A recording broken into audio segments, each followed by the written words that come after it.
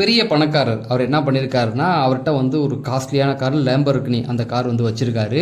இந்த கார எடுத்துட்டு போய் அவர் என்ன பண்றாருன்னா, ஒரு பேங்க்ல அடமானம் வைக்கிறாரு. அந்த பேங்க்ல வந்து 10,000க்கு இத நாங்க வைக்கிறேன் அப்படின்னு சொல்றாங்க. அப்ப அவங்கலாம் கேட்குறாங்க, இது ரொம்ப அதிக விலைக்கு போகுமே, எதுக்கு 10,000க்கு வைக்கிறீங்க? இப்பைக்கு எனக்கு 10,000 அர்ஜென்ட்டா தேவைப்படுது அப்படின்னு சொல்லி அத வச்சிடுறாரு. இதுக்கு இன்ட்ரெஸ்ட் வட்டி கட்டுறது பார்த்தீங்கன்னா ரூ. 1000 அதாவது $1000 ஒரு வருஷத்துக்கு அப்படிங்கிற மாரி சொல்றாங்க. ஓகே நான் கட்டிடுறேன் அப்படின்னு சொல்லிட்டு அவர் போயிடுறாரு. போயிட்டு 1 இயர் கழிச்சு வந்து $10,000 கொடுத்து அதுக்கு இன்ட்ரெஸ்ட் 11,000 கொடுக்குறாரு. கொடுத்துட்டு அந்த காரை வந்து மீட்டெடுக்கிறாரு. அப்போ ஒரு பேங்க் ஸ்டாஃப் கேட்குறாங்க, ரொம்ப காஸ்ட்லியான காரு, அதை போய் வந்து $10,000க்கு நீங்கள் அடமானம் வச்சுருக்கீங்க அப்படின்னு சொல்லி கேட்கும்போது அவர் சொன்னார், நான் ஒரு வருஷத்துக்கு வந்து என் குடும்பத்தோட வெளியூர் போயிருந்தேன் வெக்கேஷன் மாதிரி.